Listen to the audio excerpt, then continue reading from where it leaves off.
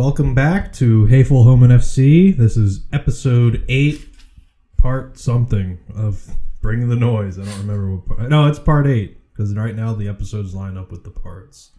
So when we do a second book, they will no longer match up. So this is part 8.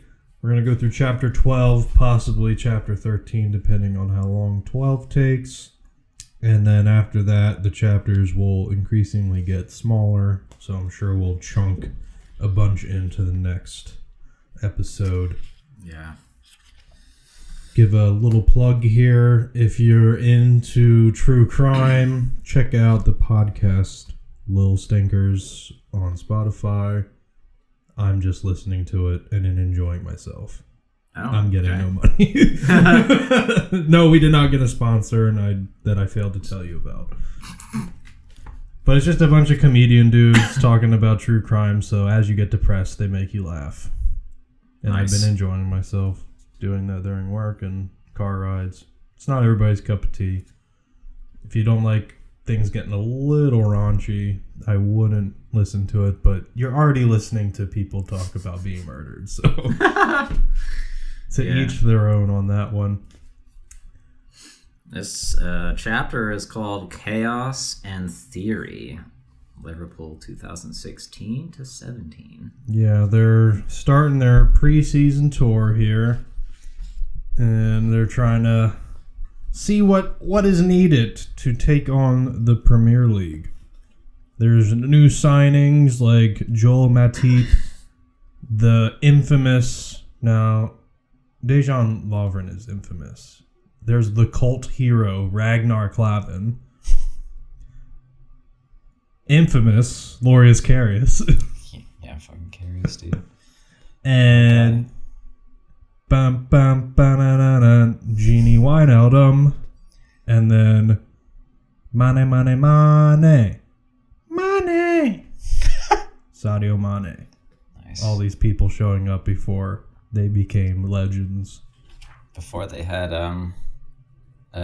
songs made for them. All of them become legends for different reasons. Not every legend you tell is a good story. Sorry. You're good. Klopp and his staff deemed that the Premier League's physical exertions warranted improved conditioning, which is just crazy to think about because we read a bit about what practice was like in Dortmund for the Bundesliga. Yeah. That's not enough anymore, I guess. No, not in the Premier League, man. But I found this interesting, though, that Andreas Kornmeier and Mona Nemmer, Andreas being the fitness trainer and Mona being head of nutrition, were two former Bayern Munich employees, not players, former Bayern Munich employees that came in to make a big difference in the dressing room for Liverpool and getting them in match shape and changing the food around. The two former Bayern Munich employees had a discernible positive effect on the 2016-17 season. Putting Mona in there has been unbelievable. She has come and reached new levels with the food we're eating. And Andreas, a fitness coach, comes in and we had a good preseason under him. He got us fit for how the manager wants us to play, which is demanding.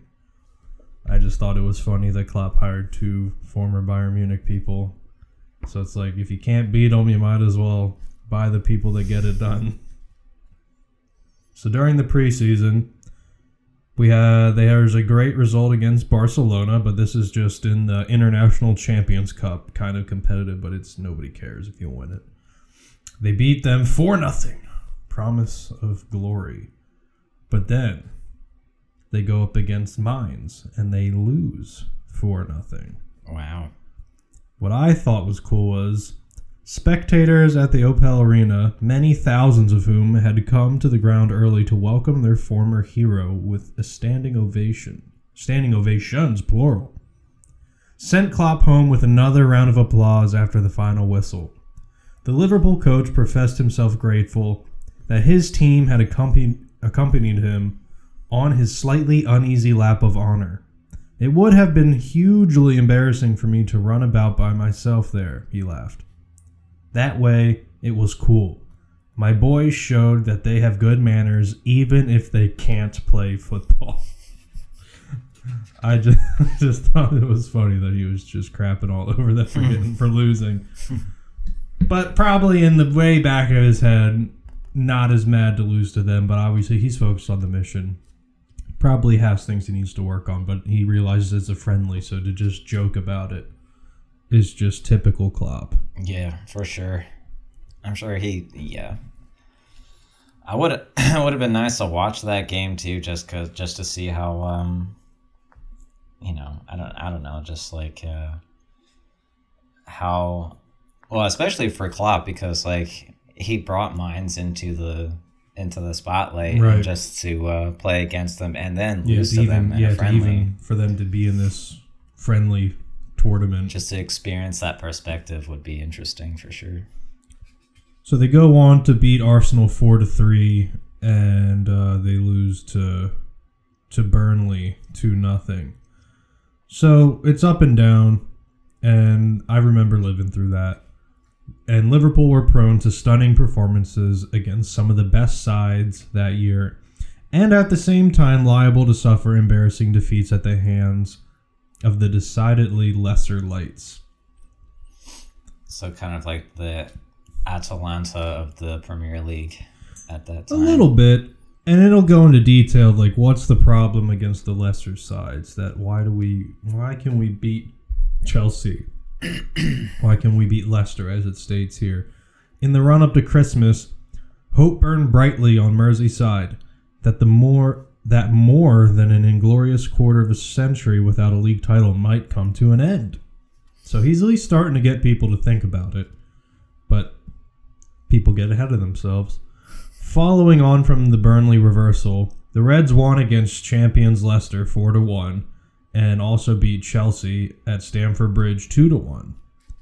And 10 other sides in an unbeaten 15-match run that briefly took the club to the top of the table and made Liverpool supporters enjoy being Liverpool supporters again, which is what we've talked about ad nauseum in this book, that Klopp gets the fans back on board, and Liverpool have been in a slump.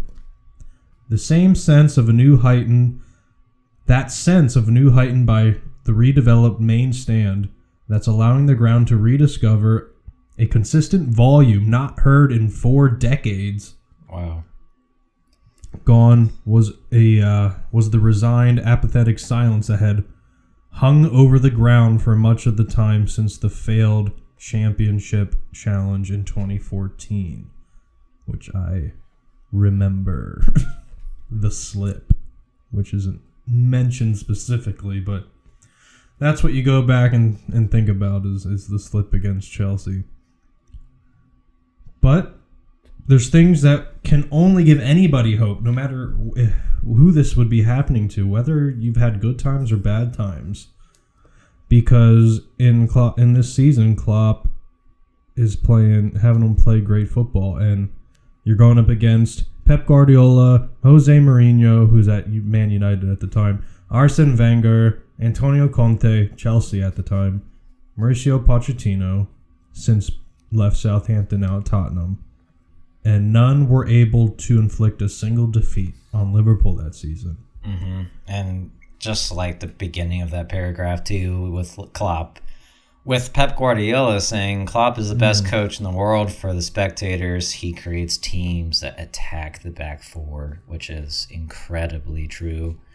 I mean, even Lallana before that says, as promised, heavy metal football had arrived, and that was such standout football at that time when you saw Klopp's Liverpool attacking back fours with such intense energy.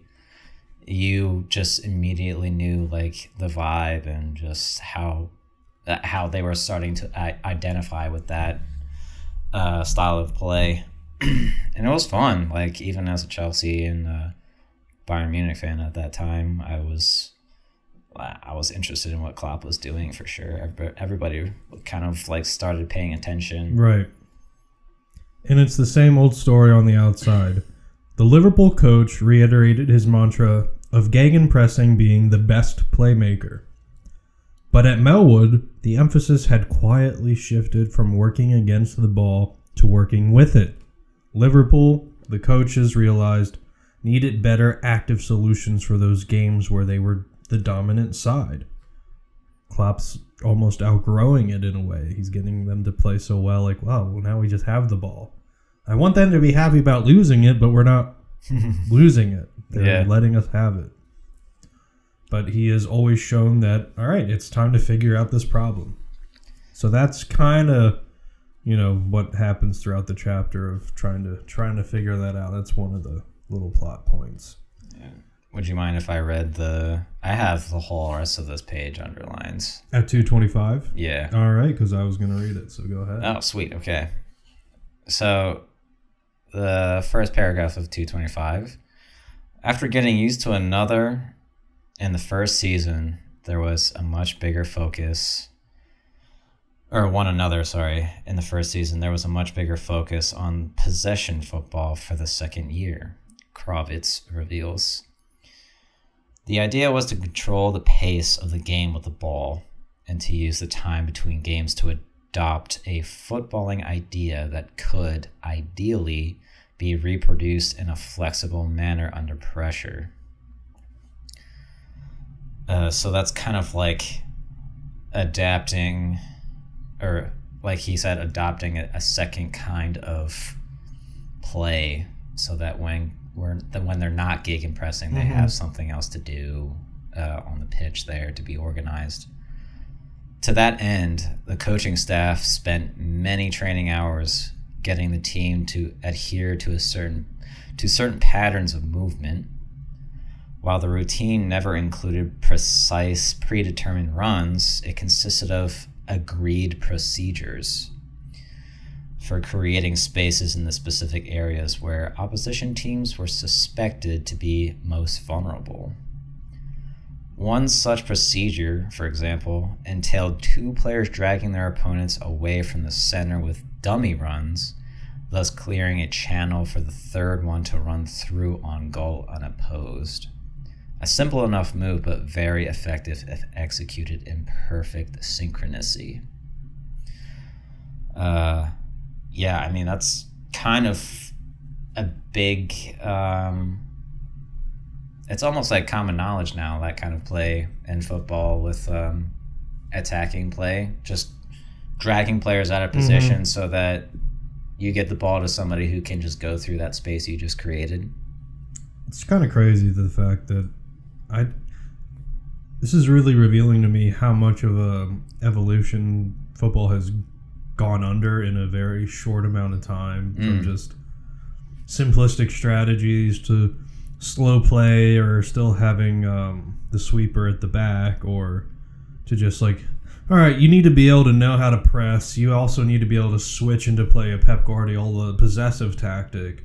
You also need to know how to make all these dummy runs, and also you need to be defensively sound, so you need to know how to get back into a very organized parking the bus to close out a game. You also need to know how to counterattack if you're playing another. It's just like, you have to know all of these things now because everybody's doing everything. Yeah. To varying abilities. Their teams still have kind of a specialty, right, I would say. But you have to be aware of those things right now when you play other teams. Being a manager or coach has only gotten more difficult, I would say. Yeah, which is why I think a lot of coaching staffs are getting bigger, or they have more on staff so that there's more brains to get the ideas I think down. that speaks to his success at Dortmund, as we just needed to gegenpress, and it took it by storm because nobody else, maybe other than Ralf Rangnick, was doing anything like that, so nobody was adapting to it. Right. It was too late. Like, they've already won. Yeah. Obviously, then it made Bayern Munich adapt later. Right. But you've already won 2 Bundesligas, so job done. I mean, not forever, but like, you can't ask for much more. That's not like during the season you first try it, they start immediately adapting to it. You got your trophies, which was smart to do. Yeah, before they figured it out. Which is like, and look at what Leverkusen's doing now. Like Alonso, or last year, we'll see how they do this year. But Alonso took it further. He kind of adapted Pep and the best of Pep and the best of Klopp into how can we possessively press and have numerical advantages all throughout the pitch. It always looks like they have more guys than there are. It looks like it's 15 on 11 at times, and then it's like, how are they not getting exposed at the back? Yeah. But because of, I'd have to study it more, but I'm imagining how we were talking about just watching the Lancaster Bible College game of just, there's just, when the girls lost the ball in the final third, there's just a flat six of them.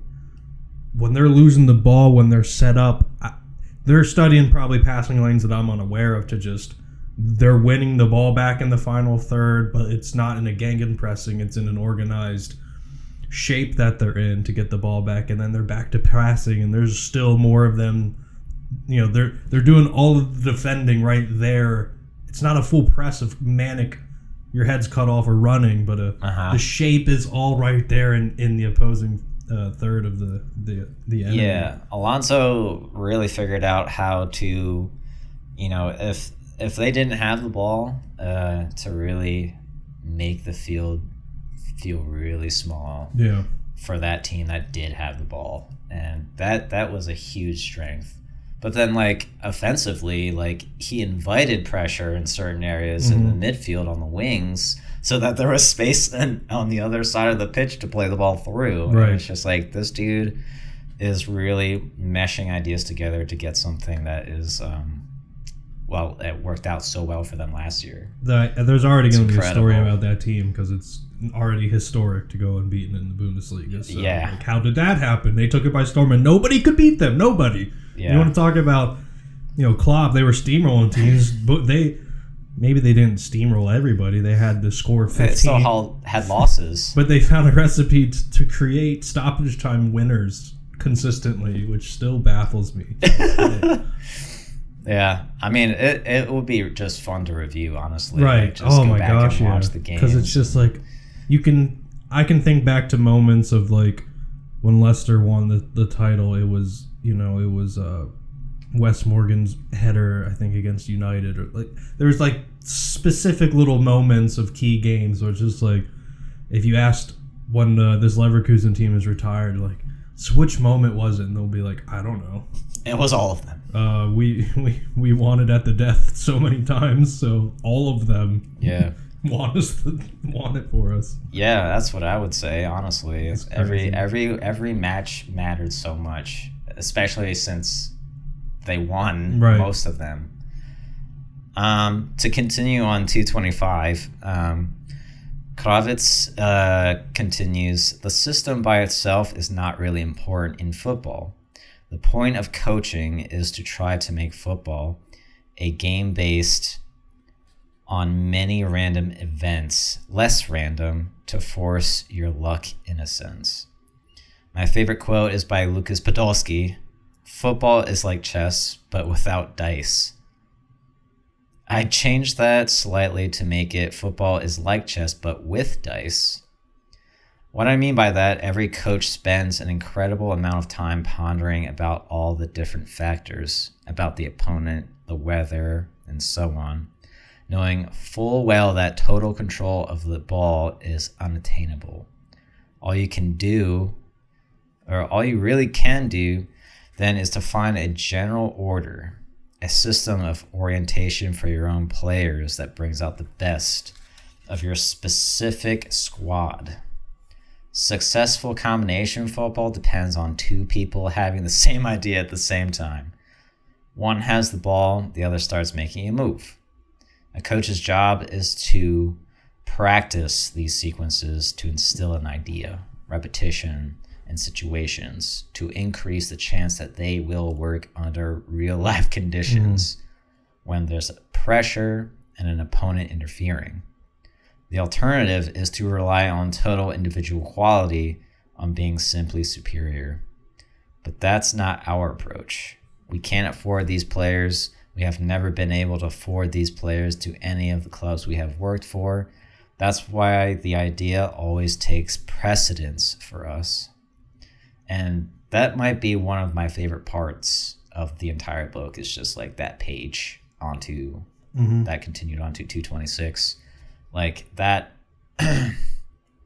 just held so much truth in just how football it can be, and just different perspectives on how to go about it. There was another quote that I found a few years ago. Oh shoot, I forget what his name is. He was interviewed. He's like a tactical coach that was kind of floating around at different Bundesliga clubs. But the quote is another quote by Mike Tyson, actually, is that, for every fight, or in this case, every football match, you can have a plan and go into the game with a plan. But then as soon as you get punched, the plan is gone. So it is about having a plan and having those repetitions and muscle memory down of like how to have an organized idea for those situations. But then you also have to know how to adapt when you get punched. Yeah. So that when you are like dealing with like a lot of pressure or like emotional pressure or just anything that doesn't involve your plan, you have to know how to adapt to that. And I thought that was like really on point, honestly.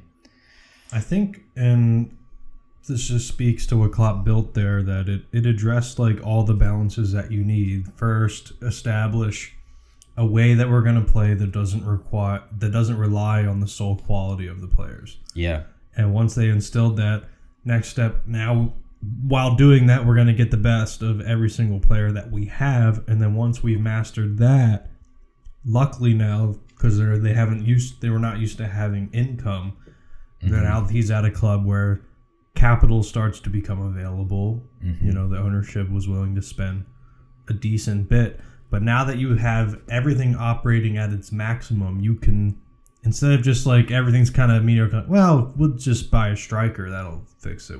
Maybe that wasn't even the problem. Because I think that speaks to, man, we got everything you could possibly get out of Saka and Lovren.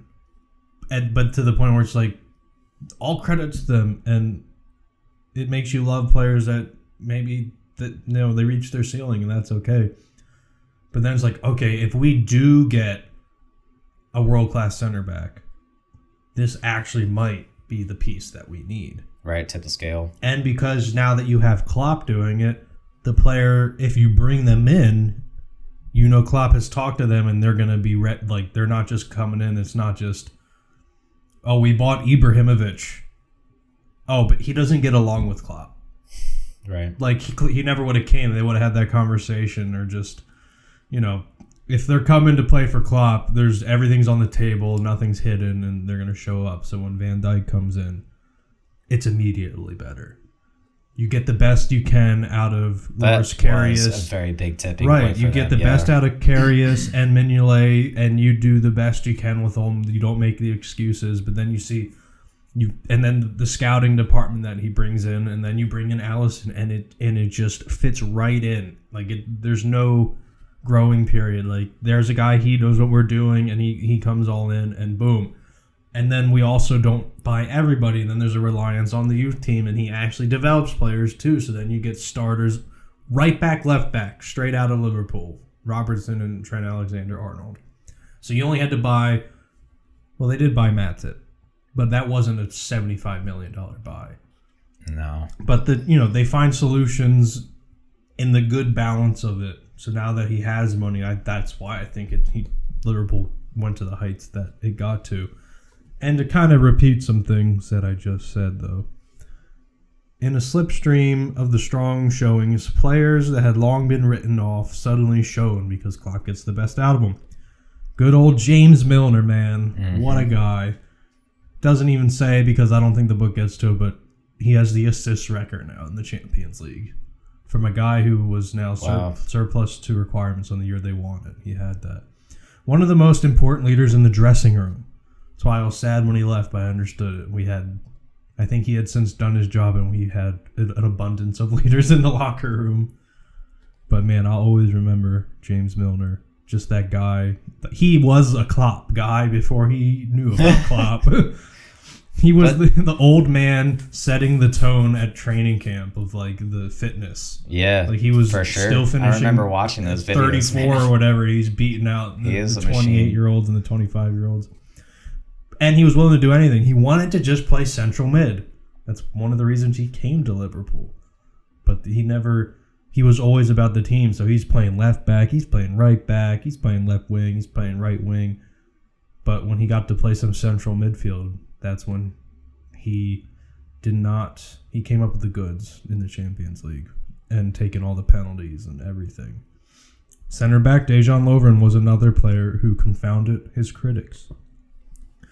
But with the new staff, they were willing to give him fresh eyes. And he was mainly in the 11 most of the time. And with him, you get to a Europa final. With him, you qualify for the Champions League. Which, in any other case, that would have gotten rid of critics. But the critics were already there. Adam Lallana and Roberto Firmino, who found it easy to adjust to the new tactics due to their past at pressing Bastion's Southampton because of Pochettino at the time, and Hoffenheim because of Ralf Rangnick, who we've heard about, emerged as real pillars of the side, as did veteran midfielder Lucas Leiva. His experience, footballing intelligence, communicative skills, and ability to learn made the Brazilian a key part of the new setup. It's getting the veterans involved. So it's like we're going to make best of what we have and get people on board, even if there aren't players that we brought in.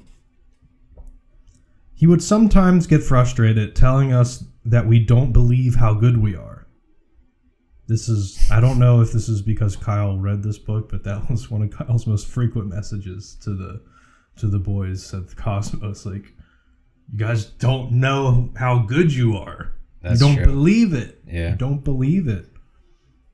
It is about a belief, especially if you're, you are putting in the work to get better. Right. It's not about a selfish ego kind of belief, but just a belief in your own ability to realize that it's the truth that I can do this.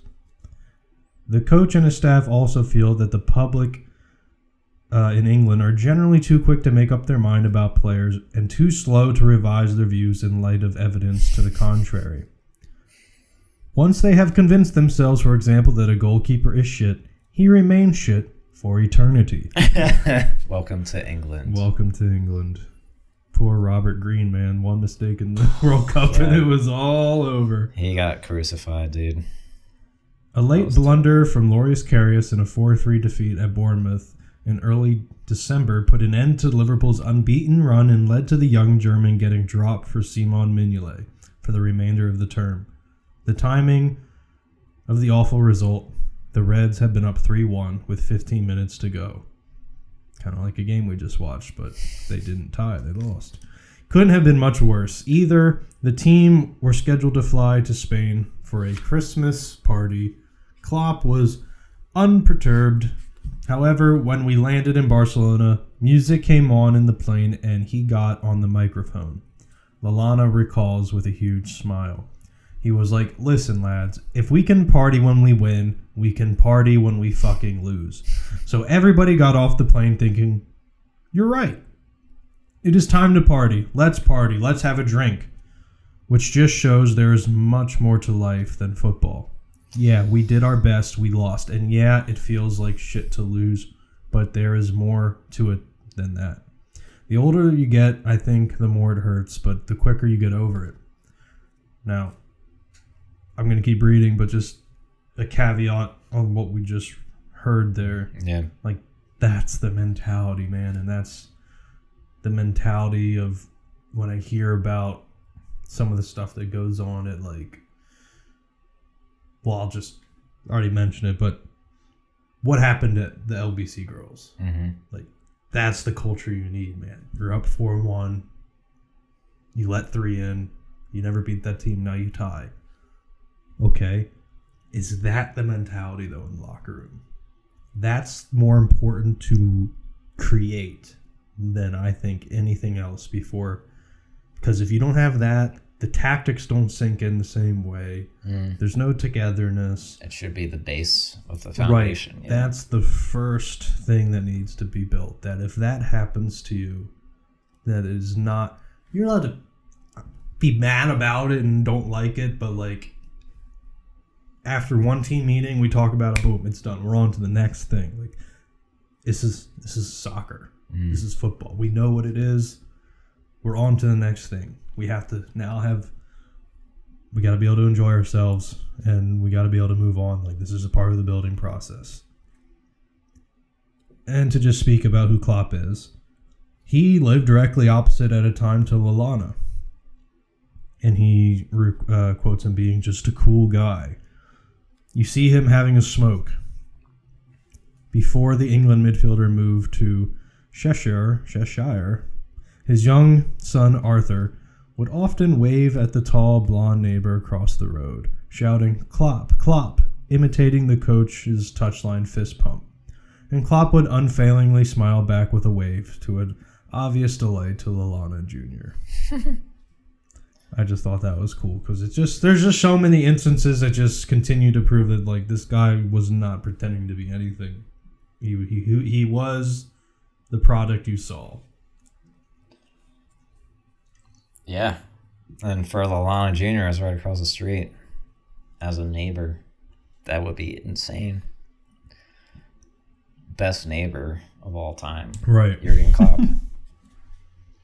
I wonder if Lallana Jr. is ready to be a pro yet. But things don't go immediately well. Smiles and fist pumps got harder to come by after the turn of the year. However, a horrific run of only 2 wins in 12 games in January and February saw the team crash out of both domestic cup competitions, and fans awoke from their title dreams of fears of losing out on the Champions League altogether. So you want to talk about getting over 1 3-goal lead blown. Dropping out of tournaments. This is just another Tuesday for Klopp. Oh, wow, we're on a 12-game, winless run. This is just how it goes. This is a part of it. Yeah, I mean, he's probably also doing what he can to keep the team from also being too bummed about, like, their results with those losses. Mm-hmm. It's just, yeah, that would be tough. That would be really tough. Well, and they're getting used to England and how many fixtures there are. They're not. Yeah. The Germans are not used to not having time off at Christmas. Yep. So that's taking a toll. But Klopp, he learns what is needed. So the trip to Spain failed to have a desired effect. In the short term, at least, Liverpool suffered a 3-1 defeat away to Leicester on the return to domestic duties, putting in one of the worst performances of the season. But this is Klopp getting the reins. He's been here, dude. I'll just let his words speak for it here. We have to believe in the long-term project. Nobody wants to hear it, but losing is part of football. I mean, just look at Pep Guardiola. Everybody just made fun of him, including me, because he couldn't win the Champions League. What did he do? Kept making teams that win domestic leagues like it was easy, and then he finally got it. He believes in what he's doing. Right. I don't care about all this talk about reaching a low point. I love driving to training in the morning and working with the boys. Gets to come to probably one of the best facilities he's worked at. From the worst. Even if it's difficult, you can't give up because you're losing. You have to try again in the next game. And the note I put next to that is these words have more weight now. Because if I just heard it, I didn't hear it when I was a Liverpool fan. I didn't listen to all the press conferences. But I'm just going to read it again. If you go back and just think about where he was at Mainz from a player, and how he even got to Mainz as a player, to being a coach of a club that doesn't have a stadium, has mold in the locker room, players are getting the cops called on them, the team just wants to not get relegated, and that's all. They go to the church to pray for it. to hear, and people are just like, oh my gosh, it's bad. We have to believe in the long-term project. Nobody wants to hear it, but losing is part of football. Mm-hmm. I lost 2 years in a row getting promoted to the Bundesliga. Do you know what I did the third year? We went back at it again, had a worse season, but we succeeded. Yeah. Nobody wants to hear it, though. But those words are just like, well, because of like his journey. Right. It's not just, I'm not just trying to cover my ass. I'm telling you this is how it works. This is how it happens. This is why I don't care about all this talk about reaching a low point. Mm-hmm. I don't know what a low point is. I love driving to training in the morning and working with the boys. Even if it's difficult, you can't give up because you're losing. You have to try again the next game. It's literally his DNA, man. Right. It just resonates so well. I mean, people that have gotten upset with him about that losing streak obviously didn't don't know where he's coming from. I was an ignorant blind fool myself. In the absence of injured Coutinho, who was just crushing it at Liverpool, and Mane, who played for his country at the Africa Cup of Nations, the lack of depth up front was laid bare in brutal fashion. So now they're starting to talk about how do we fix this problem. Yeah, this is kind of spooky. I'm going to read something. Okay. The team's cause wasn't helped by a foul air or fatalism that engulfed Merseyside like a rank Victorian pea souper. Liverpool, as a club, had to rid itself of the attitude that these types of losses were somehow part of the DNA. Klopp told LFC.TV after the season. He sees changing that defeatism mindset into a much more confident outlook as one of the main objectives for the coming years. He wants a bad result to be shrugged off as a blip, rather than being seen as a harbinger of inevitable doom. This club and maybe this city have to learn to take moments like that for what they are. Don't make them bigger. In life, you cannot ignore the negative things that have happened. If you can change them, change them. If you can't change them, ignore them. That's how it is. It's all about the reaction. In football and in life, if you get up in the morning and the first hour is bad, does that mean you go back to bed? No, it means let's try another one. I mean, sometimes waking up in the morning is like the worst part of my life, but this man speaks a lot of truth. Like, it's all about the mentality you have for, just something as simple as getting out of bed. Right. Which is funny as heck. One, I've already touched on it, but this is what Klopp has done to this very day beyond this book. Now that he's not at Liverpool, the fans are still existing in what he built.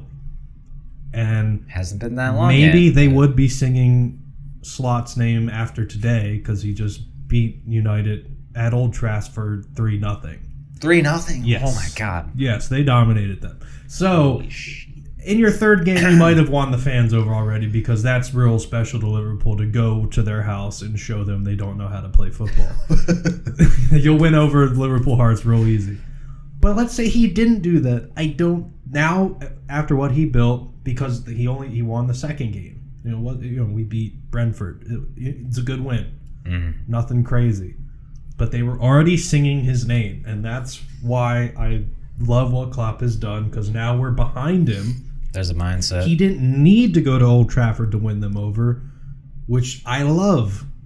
You obviously want them to always play, but he didn't make it like we don't go out there to win them their affection. We go out there because we have it. To build it, we're just going to do it because we want to, because we love the game, and obviously they deserve us to go out there and put everything we have into the game. That's what's going to win them over, because he didn't win over the Mainz fans by getting promoted to the Bundesliga. It went from 300. It went to 300 to meet them when they lost the first season to 8,000. Yep. And look, they still love him to this day. As the chapter began, as they had a friendly against Mainz, they're giving him standing ovations. Yeah. That love was not because they went to the Mainz rival and beat them. Right. It was what he was doing for them, and that's what he's now left for Arne Slot to walk into, which is just a blessing for that guy. I'm sure he's. But two, this is about how football and life can coincide in the messages that are just the same. Like, it's the same thing. Like, if your first hour of your day is bad, does that mean you go back to bed? No, it means you try another one. Or in terms of ignoring the bad things, like, that seems easy to say, but it's not. It's a hard thing to do. And those are things that are almost even biblical. And the Bible tells you to take your thoughts captive. Otherwise, they will enslave you. If you don't take the thoughts captive that are coming to enslave you, you're going to be in for it. You have to renew your mind. So what do you do after you blew a 3-goal lead and lost? Well, if you don't take those thoughts captive in the moment, that's going to ruin your whole week. And if you don't renew your mind the next morning or in that moment, you're going to be thinking about that, and you're going to live in fear of that happening again, instead of just going, we have to move on to the next game and focus on putting our maximum effort into that game. And what can we learn? What can we grow? What can we fix? If we can't change that, we don't need to worry about it. Throw it away. Yeah. Cleanse the slate in your mind. Yeah. I would say that a lot of coaches are becoming way more aware of like how this stuff is, how it works as a culture and how to build that sort of thing. Because there's a series of there's a small documentary series about the Washington college team, soccer team. The coach Jimmy Clark says something similar about like, I think they had just taken a loss or something in one of the episodes, but he, like the next day, like in the interview with the producer of the series, is just like, he's just telling them like, I don't like, he doesn't have time to be sad. Like, he can be sad in the moment and then grow out of it, like get beyond it. But like, if you let it linger, it's only gonna, like you said, like it's only gonna enslave you.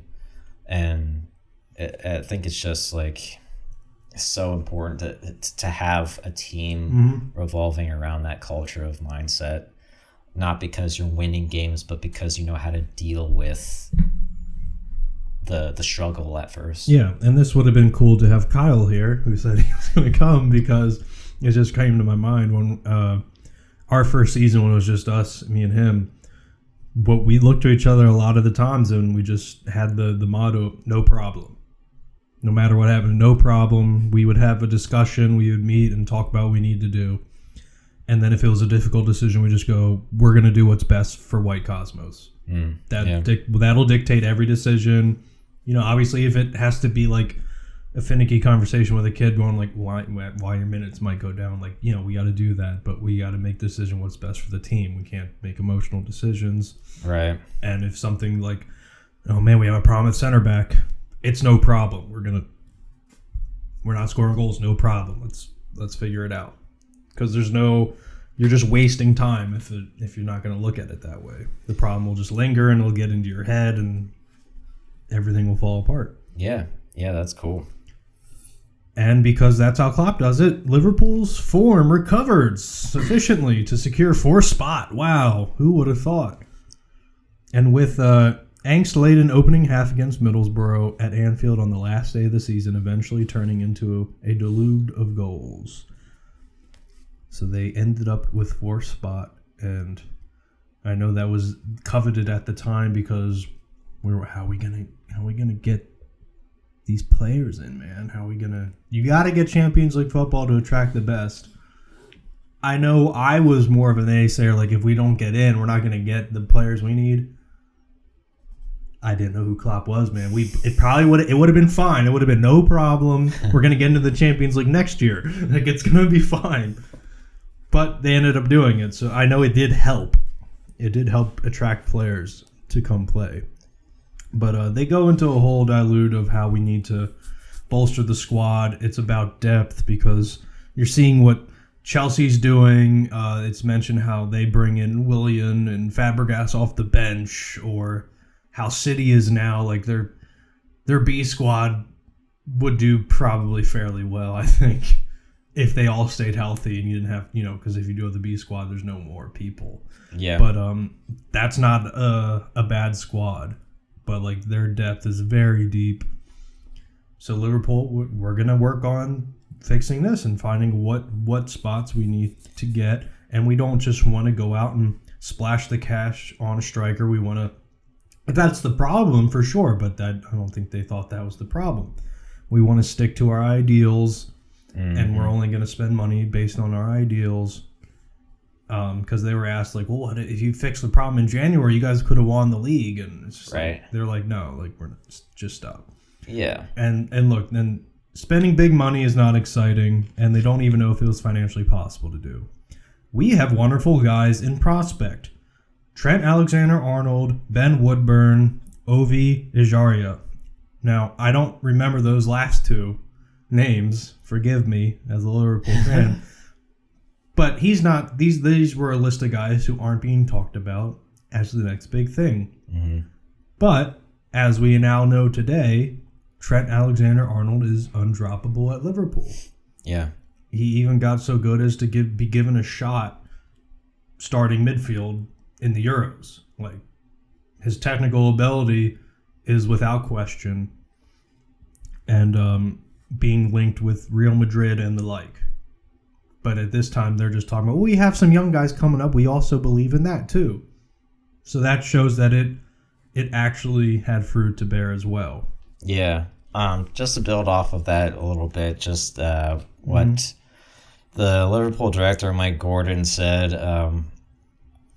I would regret it if we hadn't tried to bring in additional players.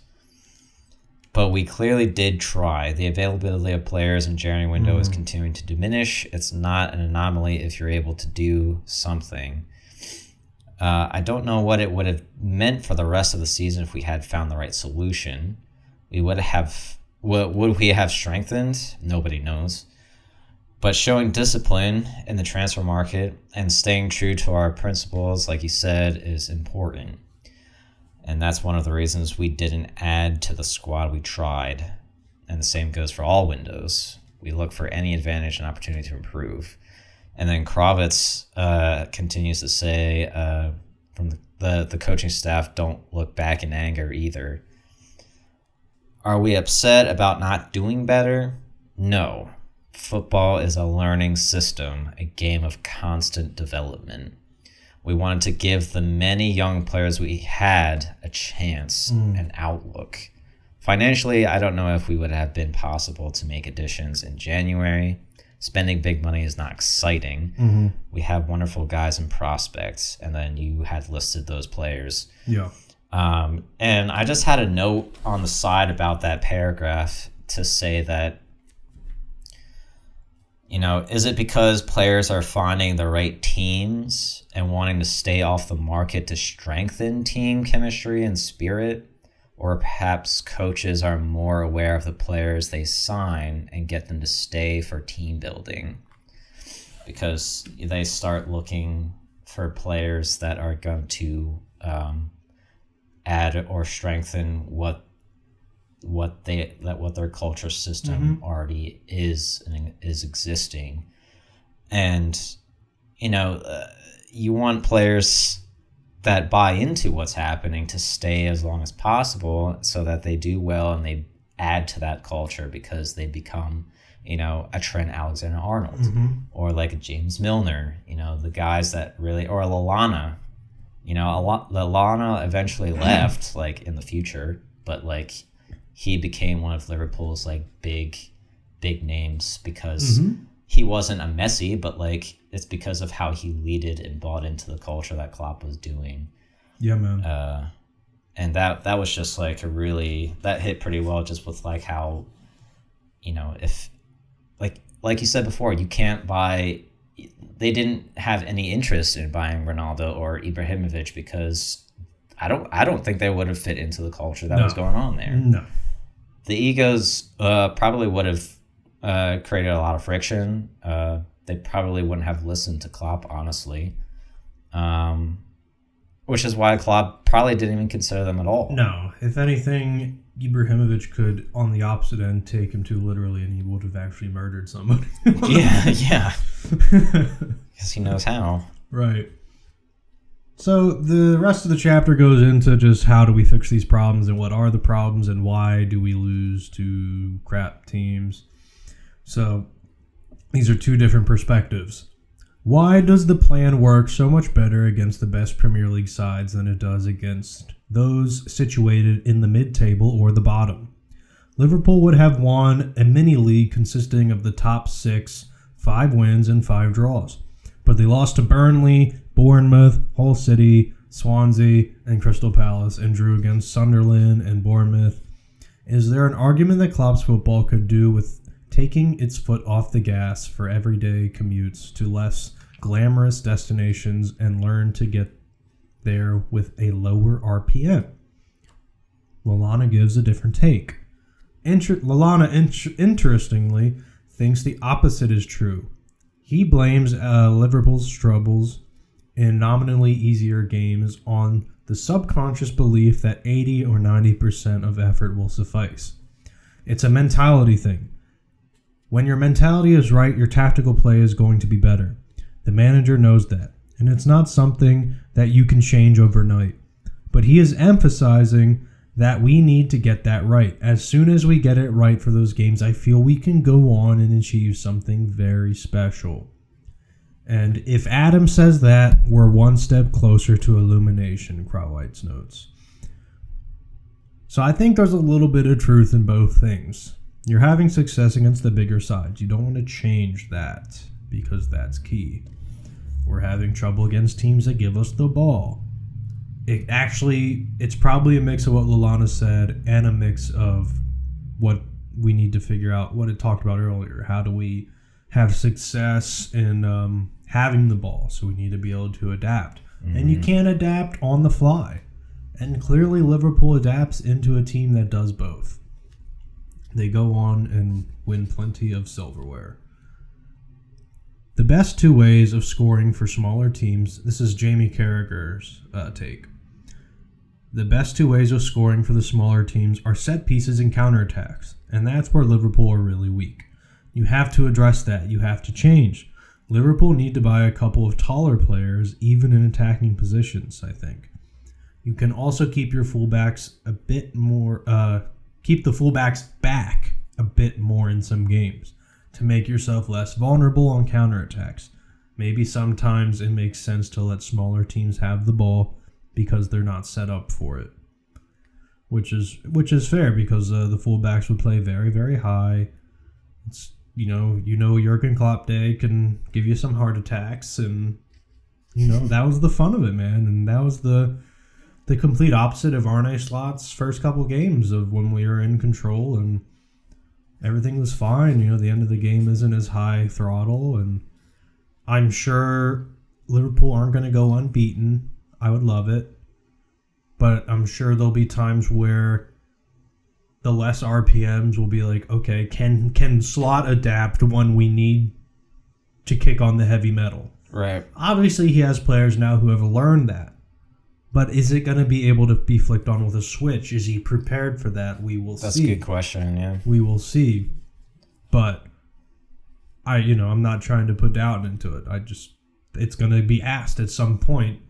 The tactics you want to do eventually have to change. Just look at Pep Guardiola. I think he did well of getting the best out of the players that he had in his system. And once that was like just a well-oiled machine, even he had to go, I think if we get just an out-and-out number 9, this could really work, which isn't really his style. He wanted treble with a messy false 9. I don't need a 6'3" behemoth to go up there. Him and Ibrahimovic didn't work out. He didn't want that kind of guy. I'm sure it was more than just Ibrahimovic's play, but they go out and get Erling Haaland, and he scores 55 goals in 54 games or whatever the stat was in his first season, and he finally gets that Champions League in it. And now you have a striker that gets criticized for scoring 38 goals in a season. I think that's what he had last season. It wasn't as good. Man, if an off year is 38 goals, dude, whatever. And now he's already off and running. I think he's got like 7 goals in the first 3 games or whatever. So God help us all. Every team has at least one guy who delivers really dangerous balls, and 5, 6, 7 giant guys who will attack the ball fearlessly, with pace and unbelievable power. The Premier League is full of these players. Yeah. They might not be stars, but in their individual quality is incredible. In addition, the goalkeeper is not protected as much as in Germany. You touch his shirt in the Bundesliga, it's a foul. Here, that's part of the warm-up. And I think that just speaks to the transition that Klopp is just in a faster, more dominant league. No discredit to the Bundesliga. Well, especially like when all this was happening. Right. And look at the coaches list. Difference. The coaches list of he's up against Conte, Pochettino, Pep Guardiola, Jose Mourinho, and all the all these people. The big boys. I think everybody but Pochettino has silverware to their name of that. Oh, poor Poch. Conte's got a swelth of Serie A titles under his belt and Premier League title, I believe. I think they win it that year, Chelsea, the year that this happened. It said future champions Chelsea in the book. I think that's the year that they have Diego Costa and them. Oh, yeah. So, they did. So he's multiple league winner, Pep Guardiola treble winner, plenty of Bundesliga titles, and now Pochettino made it to a Champions League final with Tottenham, dude. Like, you can hate Tottenham, and what we always said, like, what do you think of shit? Tottenham. They made it to a Champions League final, man. Like, give credit to the man where credit is due.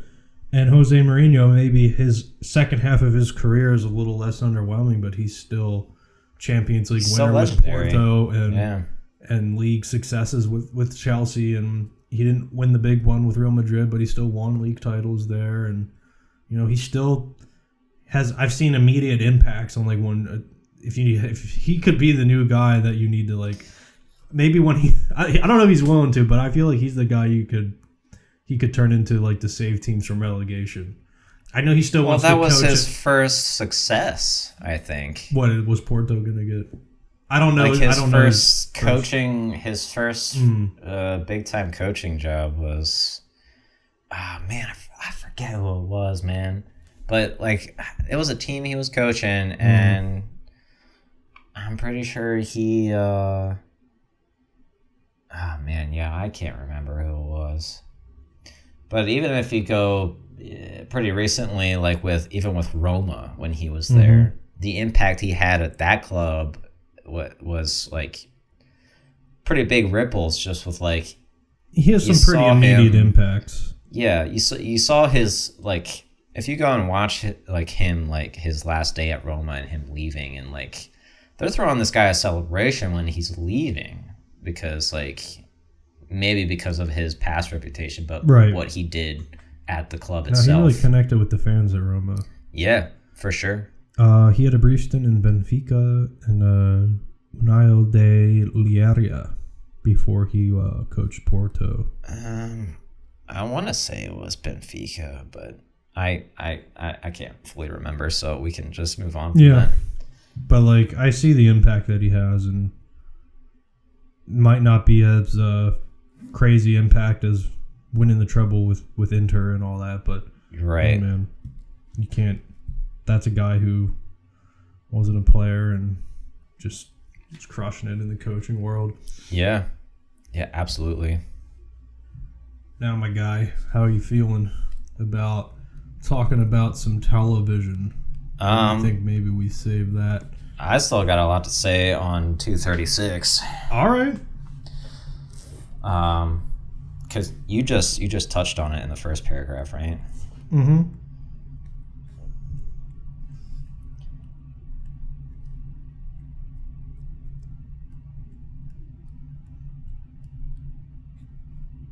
Yeah, I'm just gonna continue where you left off, honestly. You might be able to just do one big final episode next time. Just crush it. All right. On 236...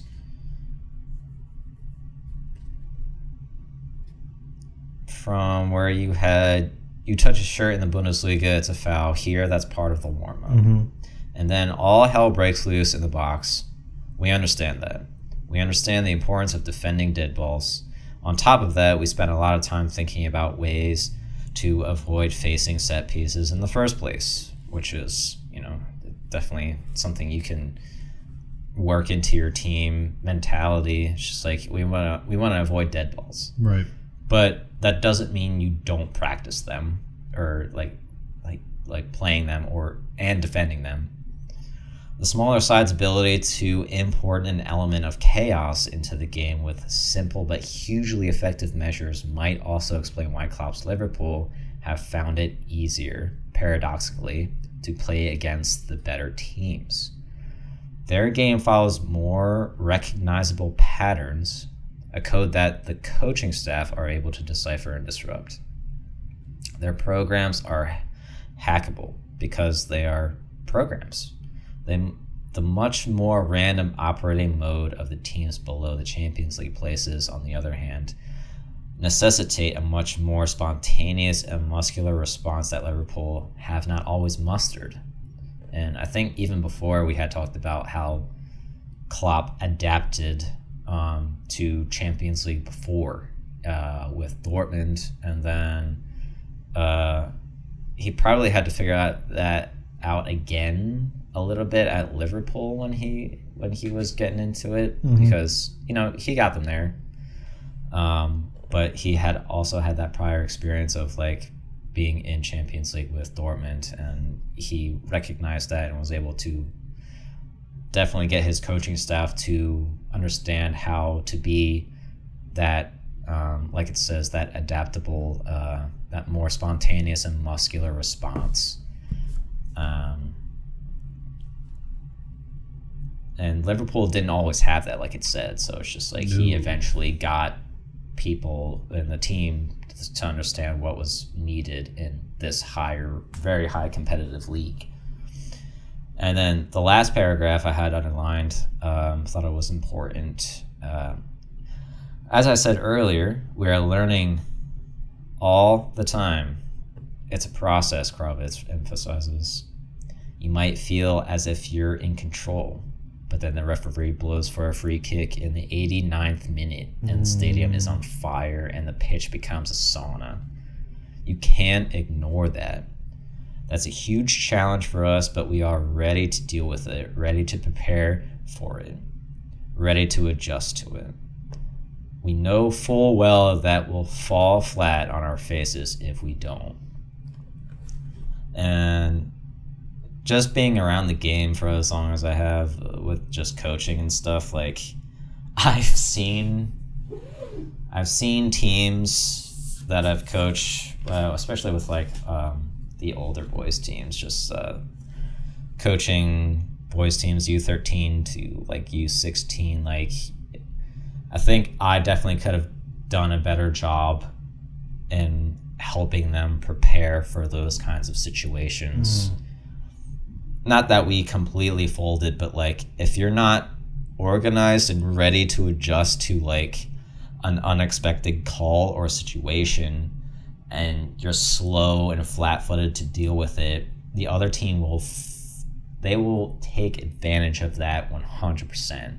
They see if the other team has a free kick and they see the other team is like slow to adapt, they'll play it quick. And then the team defending is lost. It's just like if you're not able to just switch into that unpredictability, and it becomes chaotic, and the control that you had for the entirety of the game is all of a sudden feels for naught, especially if they score off of that unexpected goal. And that just, there's just a lot of preparation. Just sometimes like, at a professional level with Liverpool, like, they train all the time. They're able to like prepare for stuff like that all the time. But down on our level, when we're coaching a travel team and you have 2 practices a week, it's just like, well, you got to prioritize certain things over others, but there should always be at least one day where you cover things that you might not that might not always just fit into like the theme of the session. Yeah. Just like, especially if you're able to record your games or your training sessions, like get your team to sit down and watch it, and then maybe watch it again, and be like, and just highlight like, okay, like we were a bit flat-footed here and they took advantage of us. Let's recognize that and see that as something to fix. Yeah, I regret not doing as much film sessions or pushing for it. Oh, right, because you guys did film a lot. We had the access to it, but like, it was never on the board, I guess. It was, yeah, I mean, it's just the amount of nights we were doing. It was just like, can we... That's just a whole thing of like, hindsight of like, you know, am I going to get parents on board to be like, all right, I need these kids 2 nights a week out on the field, and I need them 2 nights out of the week to be in the... To the point where it's like, oh, my kid's got to do his homework. So it's like, we're like, man, we want to do this film session, but like, can we get on that much? And if not, do we not practice on the field in place of this? That was like the struggle of like thinking, because like there were so many things in the film we thought we need to learn this stuff, but then are these kids even wanting to sit down and learn? Like, can't we just go out and run? You know, it's difficult. Yeah, but it is so crucial to look at those things, and I know they do it at high school football. I know I've talked to kids. They do film. They do film sessions for that. Yeah, but it's just like how much. But then they're practicing every day. When you're on the varsity, like it's every day. Soccer's not a priority sport. But when it's a travel team, it's different though. For some reason. So maybe that's the culture that's got to be changed. Like if you're going to be club has to now fight and kick out high school, man. Like if you're on this club team, you're not playing varsity, because we're actually here to learn the game, and we're like, I can't. You can play varsity, but you have to pick. You have to pick. Yeah, Classics does that. Do they? If you can't play varsity on Classics? Is that what you mean? Yeah, you have to pick one or the other. Oh, see? Well, no wonder. Another thing Classics is doing better than Lancaster Elite. Fancy that. Well, at least they're ahead of the game, and that's why Pulisic came out of there, right? Well, he had a short spell there, yeah, but... It counts. He came from Pennsylvania, man. It counts. He Hershey to Classics to Dortmund, Chelsea. Yeah, he's been in a lot of good places, but I mean, there's a whole culture here that's so much different than European football, and it's just I mean, at like travel level soccer, it's just like there is a certain expectation. It might not be the highest one, it might not be the one that we love and look forward to maybe having, but you know, we're also just trying to make sure they enjoy what they're doing when we do have them, and that's just like the most important thing. But I don't know, man, I care so much about like the development of players and like their relationship with the sport, to like not want to go like 3 to 4 times a week and be like, look guys, if we do this, we're all in, man. Like, this is turning back. I love playing, and coaching coaching has brought on a different perspective for me, and just like how, especially with the young teams that I have now, it's just like, you know, these kids have just so much going on, and like since soccer is not like the biggest sport in the country, it's not a priority in like in other places. So like when they get home from school, what do they want to do? You know, is it soccer? No, probably not for most of them. At least on non-training days, it's just like, oh, I'm gonna go hang out with my friends, or play video games, or do something, their other sport, whatever else they play, basketball or swimming or ice hockey or what have you. Yeah. But yeah, I mean, honestly, it's turning around. I feel like there is a turn, there is a shift in just how soccer is being done. maybe in this area, just like I do love to see like boys really enjoying, or just the kids just really enjoying getting better in their free time. And when they get to practice, it's like, coach, like I was doing this at home, like check it out. And I'm like, dude, that's awesome. Yeah, dude, it was cool hearing that kid at LBC who came to watch you coach. Shout out to Pierce. Like, just his commentary on the game. I can't call it for my memory, but dude, yeah, he was like excited about what's happening. Like when girls like dribbling up like just encouraging, or just like, no, you need to do. He's almost like coaching. It was like, you need to do this. Yeah. Like, oh no, like come on, we gotta do it this way. Like come on, he doesn't even know what's happening. He's like, come on, White. He doesn't even know like why he's there. Yeah. But there's a game happening. That was more important. Oh yeah, the kid sitting next to me was his brother Griffin. Yeah, he's super supportive kid. He loves the game so much. Just to give like, well, Pierce was part of like one of the biggest highlights of the team that I had last year. We played a tournament at the end of our season in the Alliance Cup. It was against I think it was the second to last team we played. I was against Classics actually, I think, but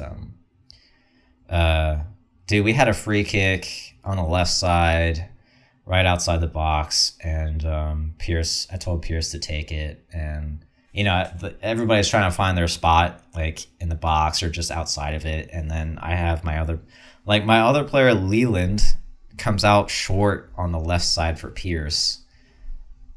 And, you know, for a short pass option, just, you know, that's great. That's good. I'm glad that they're, you know, setting that up. You know, they understand that a short pass is important, you know, but Pierce is like a player that, you know, has a good he has good vision and is able to play longer balls because his technique is definitely good enough to play him, but you know, everybody's expecting him to kick it into the box and then somebody just touch it into goal. Right, dude, he plays a perfectly weighted pass out to the left for Leland, and Leland just takes a one-time left-footed shot at near post and it fucking goes in.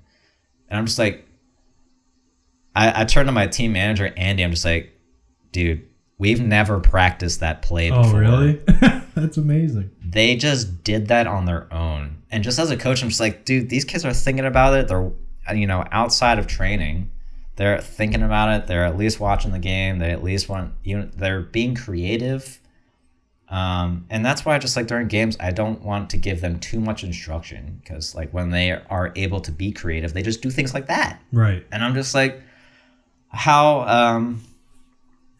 I don't know, it that just showed me that like there's some sort of soccer culture going on, and I don't know, like that's a credit to them, man. Like I was impressed. I was like, I love talking about it because I had nothing to do with it. Right. Just seeing them succeed, whether you had a hand in it or not, is awesome. Yeah. Anyway, I'm rambling now. I'm on a tangent. No, you're good. Tangents are good. Tangents about coaching. That's what we're here to discuss. But we're gonna end this episode with that chapter, I think. Yeah, I think this was like the last like main like Liverpool thing, as far as I could tell. There's like a small chapter about Liverpool and beyond, which is the last chapter, which is a few things. And next, there's a chapter about the TV work that he did. Then it's I'm believing by the chapter titles his last year at Mines. Then it goes back. Then I think it's his last two seasons at Dortmund. And then we wrap it up with a chapter of Liverpool and beyond. Definitely an emotional end, just for sure. So we're just seeing his last years at the clubs that he has transformed.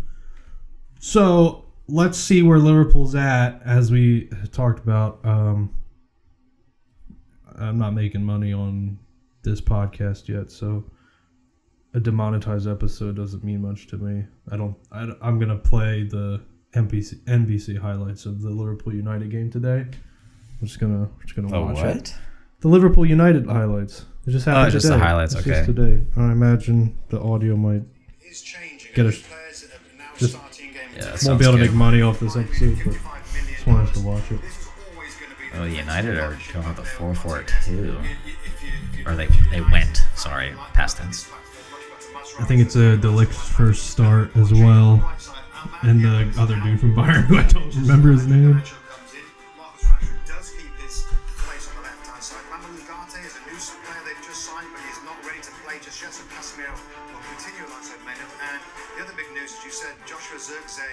Does start this game, and you see the shape there. Let's see how he plays it. Is he going to drop deep as well as Bruno Fernandes? Probably, possibly. We'll have to wait and see how that kind of dynamic between those two. Yeah, it's no change from the last game. That beat Brentford last Sunday 2-0. 4-2-3-1. Yep. Cool for Liverpool. Very nice. It's definitely one of my favored formations. That's all I do in FIFA all day, every day. 4-2-3-1. Well, even when we played FIFA in our apartment, man, just playing Ajax with a 4-2-3-1. Oh my gosh, I went on a magical, godly tangent with that team. Everything, I was just doing stuff I didn't even know how to do. That David Neres, man. Dude, what a player! That Ajax squad was so fantastic to watch. I like to rewatch the highlights when they played Real Madrid in the Champions League. Dusan Tadic just. Oh my god, just being the beautiful game.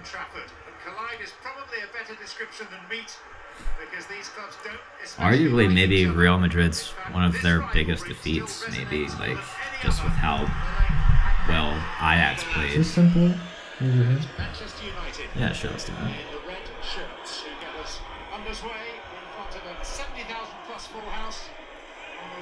70,000 people.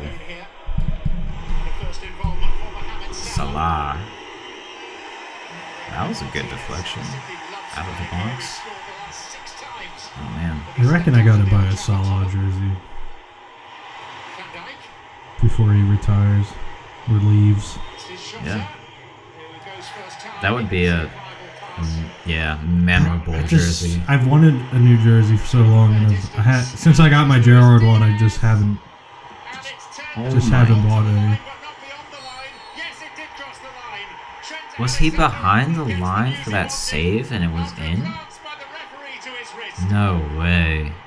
Wow. It is, man. Maybe we have some talent. There's this kid, Trent Alexander-Arnold, who's coming through the youth system.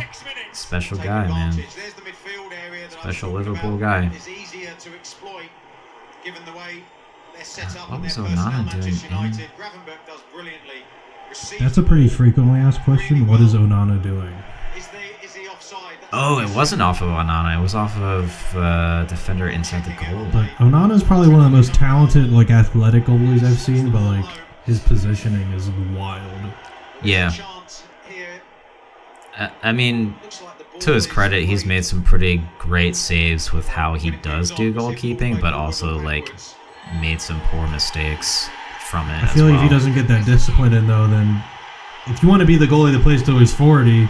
Once your athleticism dwindles, and or you could just be the best if you get that discipline. Oh, whoa! Yeah, it was offsides. No way! They took it back. That's incredible.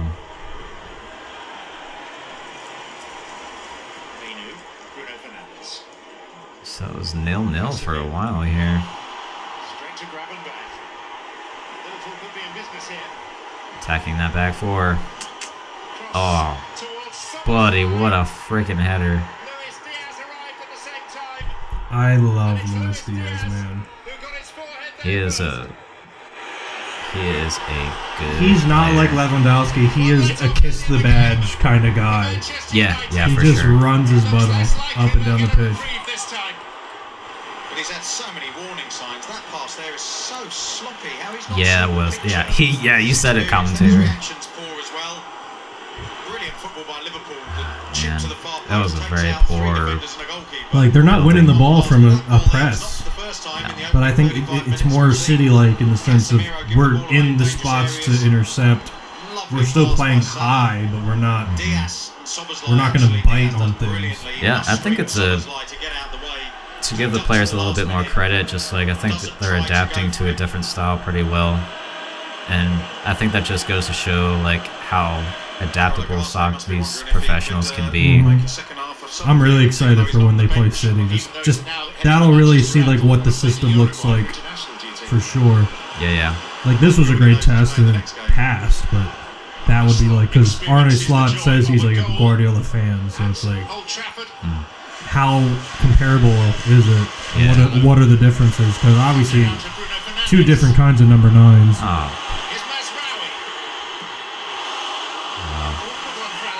Bruno Fernandes had so much time on the wing and just crossed it in.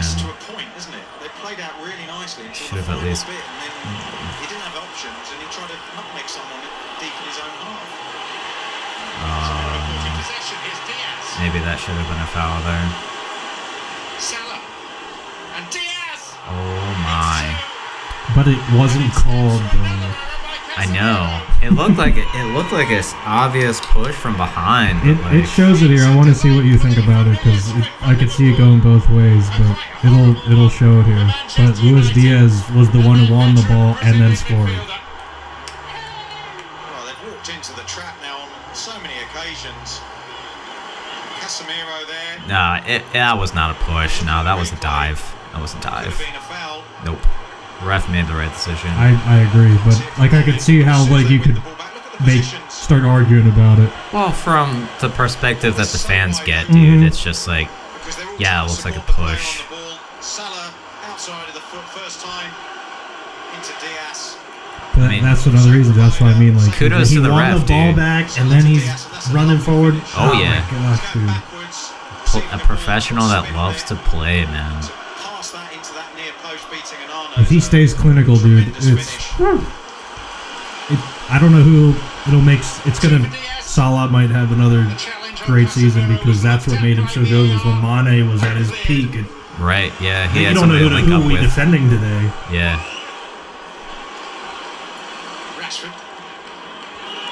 This is not showing. Oh wow. Oh wow. United with a good chance.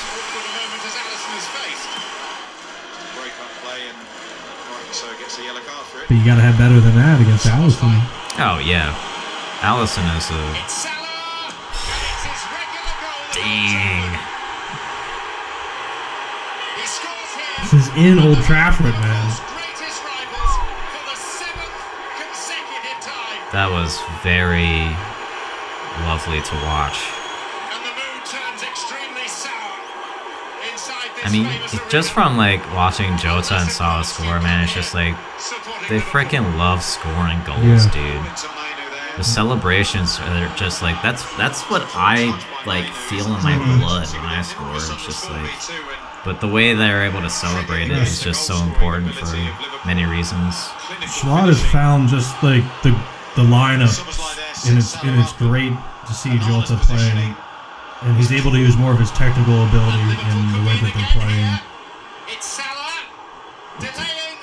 Oh my goodness. His left foot is I forgot just... to point out, if you just look at Onana's positioning. Oh, was he at half field? Well, he's out there, but the near post is just...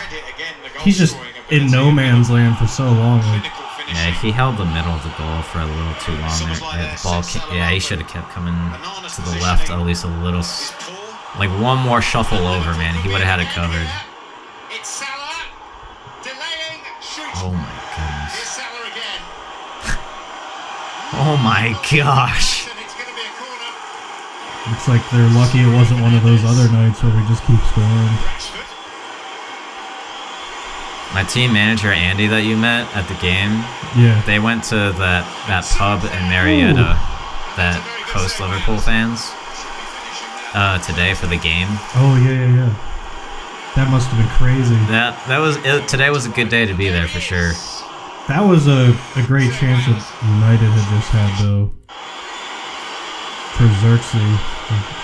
Yeah, Xerxes has been. He got in between there. Wow.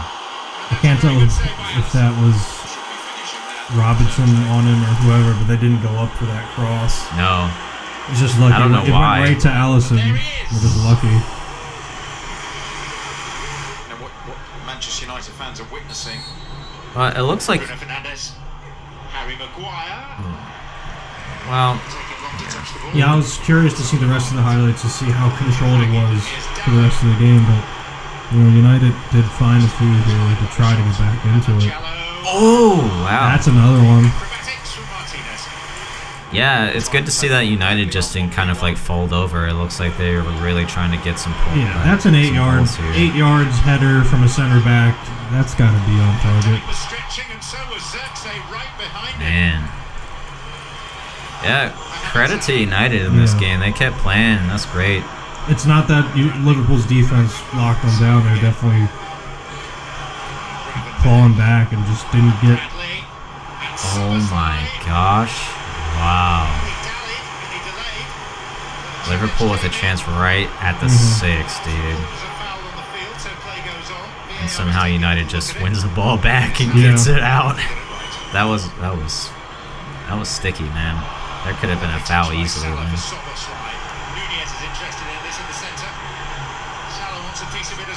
Whoa. Oh man. Oh my gosh, Liverpool almost had another one. I can see much more of the possession style with this game for Liverpool for sure. Definitely some back line tweaks need to be made there for up in the air. A couple headers on the 6 unchallenged. I didn't watch the whole game, but it's clearly a lot more control, a lot less hectic. Yeah. That was totally that was a good game to watch. Could have even been more brutal. But yeah, just wanted to end with that. Just that's where Liverpool's at now, and post Klopp, first few games they're unbeaten. They look good, and that was their first team that will be in the top 4 race. Theoretically, on paper, we'll see. I think they bolstered their squad, so in theory they should. Right, they did end up getting some in the conversation, but we'll see. But yeah, man, it's still blowing me away here. The views on these episodes are weird. Our first one has 25, the second one's 27, the third is 14, the fourth is 15. So there's like an averages there. I'm going to skip episode 5 because episode 6 is 28. For some reason, episode 5 is almost at 80 views. So I don't know what we did, but I'll have to go back and listen to it because, like, I don't really remember what. So I can confidently say there's 15 people listening for a decent amount of time. Thank you guys. Yeah, and just for it's just encouraging to see that. Listening to what my voice sounds like about a book. Yeah, I'm assuming anybody listening to this would be able to, as Klopp would do, just have a conversation with somebody at the pub and just talk football, just talk soccer, and that's what I want to do, and that's what I find to be fun, which is why I love doing this. And yeah, I mean, you got to find the right people to talk to too. I mean, like, I feel like I don't know that much about soccer in general, like, especially in like a very trivia way. Mm-hmm. So whenever I talk to somebody about it, it's more about just like coaching stuff, just like mentality stuff and like technical stuff, and then whoever I'll be talking to will always just like know like the usually more like historical trivia stuff, and I'm just like, oh yeah, I remember that, yes. But then sometimes I just feel bad because I don't know that much trivia stuff as opposed to how most people remember, like even like with you sometimes like you'll definitely know more trivia stuff than I will, and I like that because like I don't feel stupid and just like listening to and not knowing some of that stuff. So I mean, just like being able to like talk about football with you on this podcast is like just fun, which is great. It's good, and as long as it's still fun, I plan to keep doing it. We are getting to the end of the book. Obviously, we'll be capable of finding a book to do. But if you want to be that person out there to leave the first comment on YouTube for a book suggestion, that would hold weight to have some kind of engagement with somebody who's loyally listening. So we would consider that, and that would be cool. I don't talk about it as much, but in the description I do put the Spotify link for the episodes. So I typically don't listen to podcasts on YouTube. Clearly, some of you are. I don't have YouTube Premium, so I like to have my phone locked in my pocket while my podcasts are going. So it is on Spotify, so you could go on there if you need it. I don't know if people are listening anymore. It's the end. A lot of people tune out of podcasts, so I'll try to mention these things in the beginning if I remember. But yeah, man, we will see you guys on the next one. Thank you. Yep. Thank you guys. Bye.